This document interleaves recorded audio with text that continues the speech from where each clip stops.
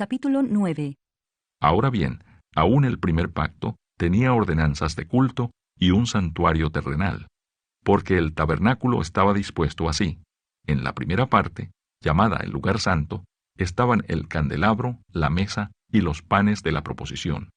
Tras el segundo velo estaba la parte del tabernáculo llamada el lugar santísimo, el cual tenía un incensario de oro y el arca del pacto cubierta de oro por todas partes, en la que estaba una urna de oro que contenía el maná, la vara de Aarón que reverdeció y las tablas del pacto. Y sobre ella los querubines de gloria que cubrían el propiciatorio, de las cuales cosas no se puede ahora hablar en detalle.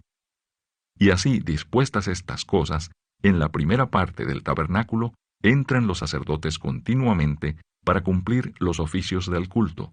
Pero en la segunda parte, solo el sumo sacerdote una vez al año, no sin sangre, la cual ofrece por sí mismo y por los pecados de ignorancia del pueblo, dando el Espíritu Santo a entender con esto que aún no se había manifestado el camino al lugar santísimo, entre tanto que la primera parte del tabernáculo estuviese en pie, lo cual es símbolo para el tiempo presente, según el cual se presentan ofrendas y sacrificios que no pueden hacer perfecto, en cuanto a la conciencia, al que practica ese culto, ya que consiste sólo de comidas y bebidas, de diversas abluciones y ordenanzas acerca de la carne, impuestas hasta el tiempo de reformar las cosas. Pero estando ya presente Cristo, sumo sacerdote de los bienes venideros, por el más amplio y más perfecto tabernáculo, no hecho de manos, es decir, no de esta creación, y no por sangre de machos cabríos ni de becerros, sino por su propia sangre, entró una vez para siempre en el lugar santísimo, habiendo obtenido eterna redención. Porque si la sangre de los toros y de los machos cabríos y las cenizas de la becerra, rociadas a los inmundos, santifican para la purificación de la carne, cuánto más la sangre de Cristo, el cual mediante el Espíritu Eterno se ofreció a sí mismo sin mancha a Dios, limpiará vuestras conciencias de obras muertas para que sirváis al Dios vivo. Así que, por eso es mediador de un nuevo pacto, para que interviniendo muerte, para la remisión de las transgresiones que había bajo el primer pacto, los llamados reciban la promesa de la herencia eterna. Porque donde hay testamento, es necesario que intervenga muerte del testador,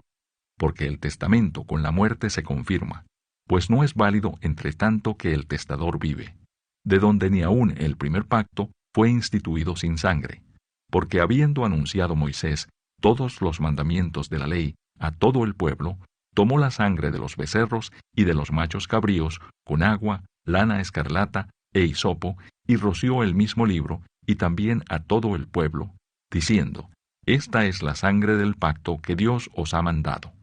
Y además de esto, roció también con la sangre el tabernáculo y todos los vasos del ministerio. Y casi todo es purificado, según la ley, con sangre, y sin derramamiento de sangre no se hace remisión. El sacrificio de Cristo quita el pecado.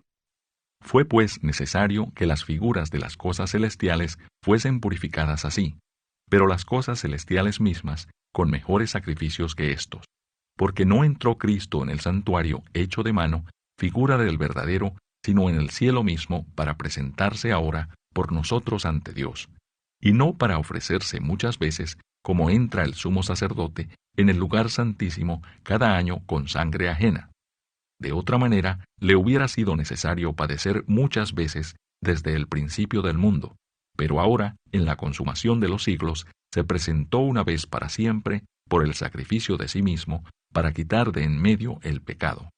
Y de la manera que está establecido para los hombres que mueran una sola vez y después de esto el juicio, así también Cristo fue ofrecido una sola vez para llevar los pecados de muchos, y aparecerá por segunda vez sin relación con el pecado para salvar a los que le esperan.